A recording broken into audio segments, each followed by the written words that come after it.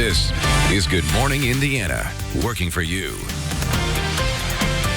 Good Wednesday morning. Time now is 4:27. I'm Meredith Barrick. And I'm Nicole Griffin. Breaking news from overnight. There was a police chase that lasted about 30 minutes and it all started around 86th in Michigan. Yeah, this happened after police were trying to pull someone over, just a routine traffic stop. That person took off at 86th in Michigan, as Nicole just mentioned. Police tried a pit maneuver and other ways to stop this person. They then crashed into an IMPD cruiser. That didn't work. Eventually, the driver turned into an apartment complex at 38th and Lafayette, where they then crashed into the playground there at that apartment complex. That driver was then caught thanks to the help of a canine officer. We are working to learn more about why this person fled from police and whether or not anyone else was injured. So we will keep you updated throughout the morning on that situation. And coming up at 5 o'clock, our Aaron Lish will be talking about the 100 deadliest days of summer. This is a time where the deaths of teen drivers rises during the summer months. Yeah, our Aaron Lish is going to be talking to experts about what you can do as a parent to make sure your teen driver stays safe out on the roadways. We're going to have some statistics that might shock you. It's awfully frightening when you hear how many teens are killed each summer during this time frame. So she'll have more on that. But in the meantime, we want to welcome in our Alyssa Donovan to talk a little bit about the weather. I know that a lot of people are hoping that we have yesterday's weather on repeat, but I know that's not the case. Not quite. So we are going to see those temperatures back into the upper 70s. I know yesterday we were a little bit warmer, and then we are going to start out pretty nice this morning. Temperatures are a little cooler than we typically are this time of year to start out, and then those temperatures will climb into the 70s. We're between systems right now. That system just off to our west is going to start tracking across the region. As we head through the day, that's going to bring us a chance of some afternoon showers, possibly a thunderstorm or two as well. That will linger overnight and into your Thursday morning. So today, temperatures climbing into the mid 70s. It's going to be a pleasant start, and then that potential for showers comes later in the day. Okay, so once kind of everyone's maybe at home for the evening. Right, that's when we'll really start to see that system move in. Okay, good. Don't want it to impact any evening plans. Yeah. Thanks, Alyssa. And you've got an interesting story coming up later this morning. Every year, seniors lose billions of dollars due to scams. So you're going to talk to the BBB about how they're partnering with another agency in order to protect those loved ones. So we'll have more about what you can do if you have a parent or grandparent that you're concerned could become a victim of this. This is something that everyone needs to see. We'll have that story plus news, weather, and traffic here to start off your midweek. This is Good Morning Indiana, working for you. This Johnson County neighborhood has a serious bird problem that could happen to anyone. Ahead on Good Morning Indiana, what wildlife officials say can be done about it. Plus, a house fire on the northeast side leaves a man dead. Straight ahead, the disturbing trend that has firefighters now concerned. And a busy road on the southwest side has neighbors worried. Working for you, we're taking their concerns to city officials to get the problem fixed. It's 4:30 on your Wednesday morning. Thanks for starting your day with us. I'm Meredith Barrick. And I'm Nicole Griffin. Elena Martella, of course, keeping a close eye on traffic for us this morning. But first, let's start with Storm Team 6's Alyssa Donovan. Alyssa, you're saying some showers back in the forecast today. That's right, and those are coming in later today. So the first half of the day is looking pretty good. We're going to see those temperatures slowly climbing throughout the day, and then we'll see that potential for some showers, possibly a thunderstorm or two as we head into the afternoon. Starting out a little cool in some areas this morning in the low 50s and upper 50s across Indianapolis. We're at 59 degrees. We're at 51 in Greencastle, 52 down in Bloomington. So we do have a couple cool spots to start the day, so you might want to grab your light jacket. Besides that, we are seeing some calm conditions. So we're seeing mostly clear skies this morning. We are going to see those clouds increase as we head through the day, and that's because we have high pressure that's going to move out of the area. That kept us dry and warm yesterday, and then we have this low pressure system just to the west of us. That's going to start moving through as as we head into the afternoon and evening hours, bringing us the potential for some showers and possibly a thunderstorm or two in there as well. Not likely going to see any severe weather from this. If we do, it will be very isolated. So here's a look at the timing. You can see we hit our highs in the afternoon into the mid-70s, and then that's when we start to see that potential of some showers, and then those will really kick in as we head overnight tonight and into tomorrow morning, lingering into your Thursday. Temperatures starting today in the 50s, and then we will see them climb into the 70s this afternoon. It's going to be a little cooler tomorrow. I'll have those details coming up in just a few minutes. All right, thank you, Alyssa. A couple of overnight construction projects you're going to need to pay attention to. So we have those left 3 lanes closed northbound 465 near West 56th Street. We saw yesterday this got pretty backed up during rush hour, so I'll keep an eye on this area for you. Closed eastbound I-865 ramp to eastbound 465. So to get around it, you can continue on southbound 465. Take this 86th Street exit, turn left to go northbound on Michigan Road, and then right to reach eastbound 465. And also, we will let you know about that as well. Let's take a look at the roads right now. Here's a look at that 465 at West 56th Street. Traffic is moving through just fine right now. Looks like they might have lifted those restrictions in just the last couple of minutes. Let's take a turn up to the north dogleg, I-865, I-465 area. You can see some flashing lights right now. Crews are still on the scene, so if this is part of your drive, just pay attention. Elena, thank you. Breaking overnight, a suspect is in custody after leading police on a chase across the city before crashing into an apartment complex playground. The chase started when police tried to pull over a driver for a routine traffic stop at 86th and Michigan on the north side. At one point, officers tried to stop the driver with a pit maneuver, but instead he crashed into an IMPD cruiser. The officer is expected to be okay despite the crash. Eventually, the driver turned into an apartment complex near 38th and Lafayette. After crashing into the playground and getting out of the car, he was eventually caught by a canine officer. Turkey vultures are swarming a neighborhood in Greenwood, and residents say they've had enough. The problem, it's not an issue handled by wildlife officials. Working for you this morning, RTV6's Graham Hunter is looking into the best plan of action for those being pestered by the birds. Birds of a feather. They are kind of a nuisance. Roost together. There has been turkey vultures flying around and landing on our houses. This neighborhood off County Road 400 West and Fairview Road is overrun. There's about 30 of them that will land, and they poop everywhere. Their feathers are everywhere. We found from the USDA that accumulated guano or bird droppings can cause health problems. Around 7 o'clock, they just start swarming the skies, and it is kind of creepy. We saw it for ourselves as the turkey vultures came home. They have roosted in the tree back there. Wildlife experts recommend using what are called harassment tactics just as the turkey vultures are starting to roost. It involves making loud noises like clapping to try and scare them away. They just keep inching themselves closer to us. As other neighbors have used tactics to drive the birds away from their homes, they've gotten closer to Winklers. When I see them, I chase them down and I smack these together. And the noise and the echo usually scares them. Some neighbors have used firecrackers and cap guns to scare them off. All Things DNR recommends. An expert says you can scare them off with a hose and says whatever you do, consistency is key. And you've got to scare them away every night to drive them away. I'm not too concerned. I just hope they don't damage the roof to an extent like a hailstorm. Mike Poole said he found possible damage done by the birds. If turkey vultures don't leave and start damaging property, they can be killed, but you have to apply for both state and federal permits and demonstrate that you've exhausted all efforts to scare them away. If I do take a gander at them on a Saturday morning, I may try a hose. I don't know. I've not. It hasn't come to that yet, but that's a possibility. Now these neighborly birds of a feather will have to harass together. Reporting from Greenwood, Graham Hunter, RTV6.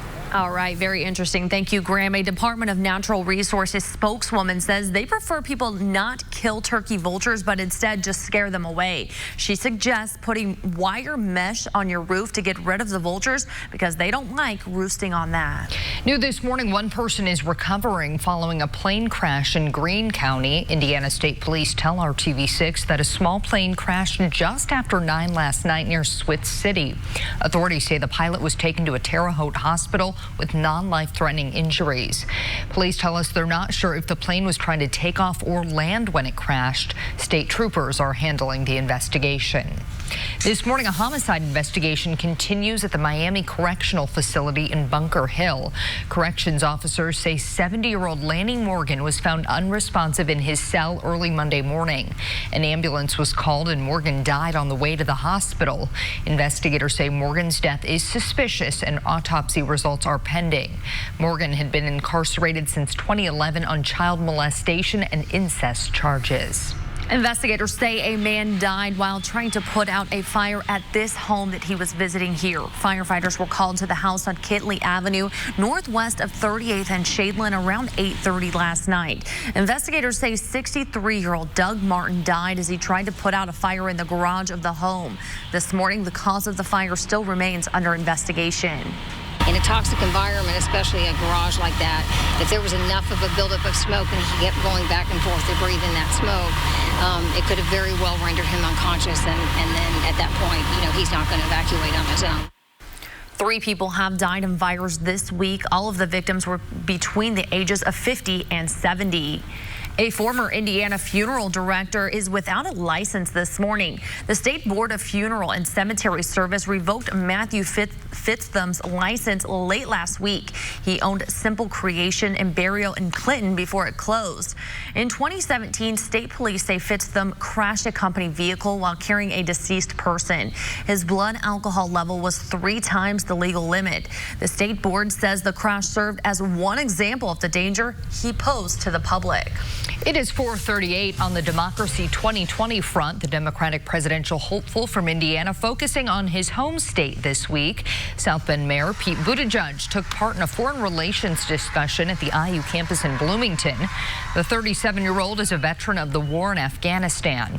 During the speech, Buttigieg criticized the president's use of Twitter to discuss foreign policy. So, faced with this moment of enormous challenge and great possibility, it is not enough just to say that we won't conduct foreign policy by tweet. Nor would it be honest to promise that we can restore an old order that cannot, in any case, meet the realities of a new moment. Democrats can no more turn the clock back to the 1990s than Republicans can return us to the 1950s. And we should not try. You can read more about Buttigieg's foreign policy vision by going to the RTV6 app and clicking on this story. Road damage on the southwest side is now scheduled for repair after RTV6 got involved. Michael Denny reached out to us for help, saying a large pothole on East North County Line Road near Slide Off Road in Canby has been an issue for 6 years. He says the road gets patched, but the asphalt always wears away, leaving the road crumbling. The main concern is that I think it's dangerous. I watched a truck slam through this pothole not knowing it was as deep and as wide as it was, and actually come into my side of the road a little bit before they got back control. After our questions, the Department of Public Works sent its operation team out to the area and says the damage is now scheduled for repairs. We will continue to follow up until that happens. A historic groundbreaking will happen today in Noblesville. Construction will start on a mixed-use development project between 8th and 9th Streets off Maple Avenue. The apartments will be the first located in downtown in more than a century. The $24 million project, called the Levinson, will also include a parking garage and space for retail businesses or offices. Straight ahead, President Trump is expected to announce the deployment of more troops. Up next, where they are expected to go and what they'll be doing. Alyssa. And we are seeing mostly a dry day today. Showers move in late, and those impact us tomorrow as well. And then more dry weather before storms move in for the weekend. I'll break down all the details coming up. That's why the bananas look so good at Meijer. Welcome back to Good Morning Indiana. Time now is 4:43. Here's a look at I-465 at I-69 up Binford Boulevard, northeast side. You can see everything's moving along just fine. Stay tuned. I'll have your latest traffic update coming up in just a few minutes. Elena, thank you. The former sailing coach at Stanford University is expected to be sentenced today in the college admissions scandal. John Vandemore pleaded guilty to conspiracy to commit racketeering for arranging bribes to the sailing program. Stanford fired Vandemore the very same day he pled guilty. The former coach was among 50 people, including parents and coaches, arrested in connection with the scandal in March. He will be the first person sentenced in the scandal.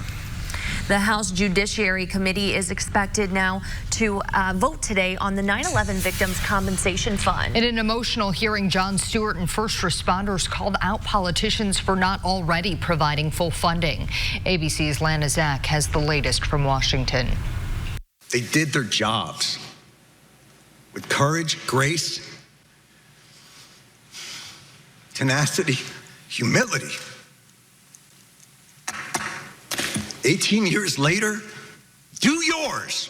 An emotional Jon Stewart testifying on behalf of first responders sickened after 9/11, demanding Congress fully fund the 9/11 Victims Compensation Fund. Your indifference cost these men and women their most valuable commodity, time.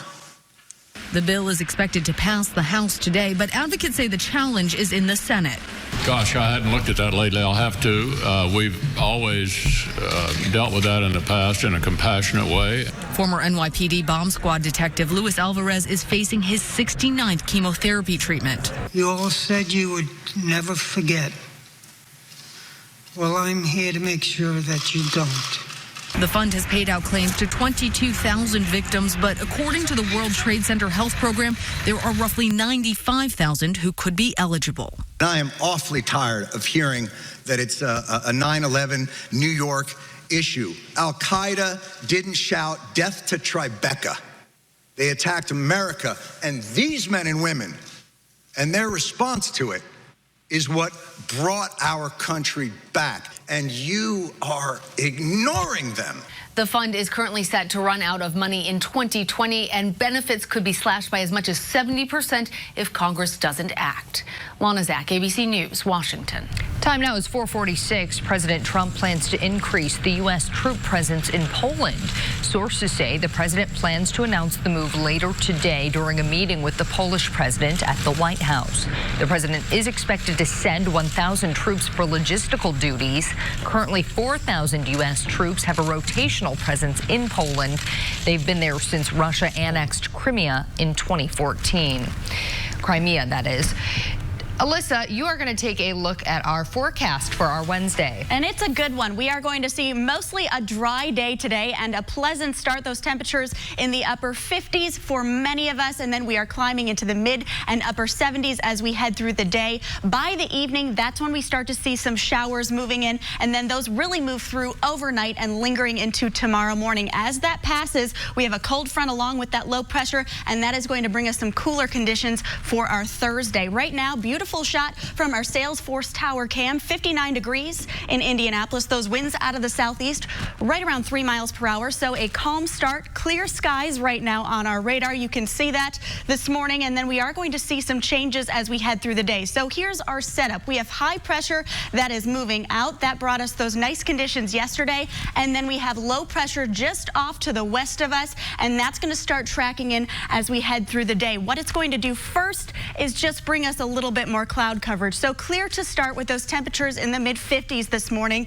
And then we do have those clouds moving in as we head into the afternoon. So we'll see mostly cloudy skies later today, but we will see some sunshine to start. So you might want to get outside early to enjoy that sun. Temperatures will climb into the mid 70s, some areas the upper 70s. And then by this late afternoon hours, we could see a spot shower. More likely we'll see that system really kicking in as we head into the later evening hours. Right around 9 p.m. you can see we start to see those showers just off to the east and to the north of us, and then we'll really see that system move through as we head overnight, lingering into tomorrow morning as well. And then we could see that really much of your Thursday, especially the first half, with just some spot showers lingering into Thursday afternoon. So with that, we do have just a small chance of a thunderstorm. More likely we will all see just showers from this system, but we can't rule out maybe a rumble of thunder in there as that pushes through. So as that moves through, cold front along with it, that's going to take our temperatures down for tomorrow morning. So you will want your jacket for your tomorrow. 49 degrees in Peru expected, 50 degrees here in Indianapolis. So a cooler start tomorrow with those temperatures only climbing into the 60s. Today, starting in the 60s in many locations, and then we'll climb into the mid 70s this afternoon. Again, starting with some sunshine, and then those clouds will increase throughout the day with those chances of showers moving in late tonight and lingering into your Thursday. Tomorrow, that's when we start with the cooler cooler weather in the 50s for many locations. Some areas will even be in the upper 40s. Temperatures will climb only into the mid-60s. We'll continue to see some chances of showers on Thursday, especially in the morning, with them lingering possibly into the afternoon. Friday, that's when high pressure builds back in. We'll see sunny skies, temperatures back into the mid-70s before we see another system move in for the weekend. That's when we'll see more chances of showers and storms in the forecast both Saturday and Sunday. And then we are back into the 80s on Monday with some lingering storms possible. All right, thank you, Alyssa. Here's a look at I-465 at West 56th Street. Right now we have some left 3 lanes closed, and that's because of some road work. So keep that in mind as we do head into a morning rush. Let's take a look at the map. I'll point this area out to you again. This is over on that west side. Left 3 lanes closed northbound 465 right around 56th Street. Also all the way down to 38th Street, those restrictions. So if it is underway as we get to 6 o'clock or so, this could create quite some delays this morning for your morning drive. Up on the northwest side, the eastbound I-865 ramp to eastbound 465 is closed. To get around it, you can continue southbound on 465, exit at 86th Street, and then turn left to go northbound on Michigan Road. Turn right to reach eastbound 465. We'll keep you updated as to when that opens back up for your drive. Let's take one last look at the roads. This time we're looking downtown in between the north and the south split. I-65 at St. Clair Street. Everything is moving along just fine both directions. All right, Elena, thank you so much. A rare comic goes for a pretty penny at an auction. Do you recognize the character on the front? After the break, what makes this specific book so valuable? Plus, construction on Indigo's Red Line will impact a busy street. Ahead at 5, we're breaking down the closure you need to know about. But first, I'm Vinny Politan. Coming up today on the all-new Court TV, the Kellen Winslow II trial is over. It was a split verdict. He was found guilty on some counts, not guilty on others. The jury deadlocking on part of it. The case now continues. So we'll talk about what's coming up next and a reaction to what happened. Also, opening statements in a brand new trial on Court TV. Michael Colucci accused in the death of his wife. He says it was an accident. That's all coming up today, right here on the all-new Court TV. And don't forget, you can watch the all-new Court TV live on your mobile device by visiting CourtTV.com. You're watching Good Morning Indiana. We'll be right back. 10 a.m. Saturday, only at Ashley Home Store.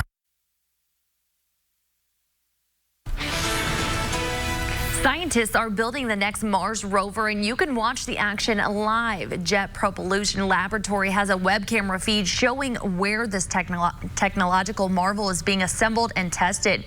They call the camera Seeing 2020 in reference to the launch window scheduled to begin July 17, 2020. It is scheduled to reach Mars on February 18th of 2021, when it will begin looking for signs of past life and collecting samples. NASA set up a special web page for the camera's feed, and it is also on JPL's YouTube page. A beloved comic book character fetching a pretty penny at a European comic art signature auction in Dallas. The first original cover art from The Adventures of Tintin, Volume 1, sold for more than $1 million. The comic followed the adventures of a young Belgian reporter named Tintin and his dog Snowy. It was first published in 1929. The stories have since been adapted for almost every visual medium, including television, theater, and video games. Steven Spielberg recently produced and directed a 3D film based on the series. Scary moments in last night's game between the Chicago White Sox and Washington Nationals. The White Sox Ryan Cordell swinging on a missed pitch and accidentally caught home plate umpire Chad Whitson on his backswing. The hit was so hard it drew blood. Whitson was taken into the dugout to be treated by a trainer. Whitson was also able to return to the game later. Jeez. Good news, he was able to return. All right, and it looked like he was wearing a helmet, so very important. That's the good thing. Probably could have been a lot worse. All right, great baseball weather this week. Great baseball weather, yeah, and we are going to continue that today, at least the first half of the day, most of the afternoon, and then by the evening, that's when we see some changes. Temperatures starting in the 60s this morning, then we will see those clouds increase as we head through the day. By the afternoon, we'll hit the mid-70s, and then tomorrow we'll continue to see chances of showers, especially the first half of the day, just from that system that's moving in tonight. It's also going to cool us down. Tomorrow we'll be starting in the upper 40s in many locations and only climbing into where we are to start today into the mid-60s. So it is going to be a cooler day, and then drier weather returns on Friday.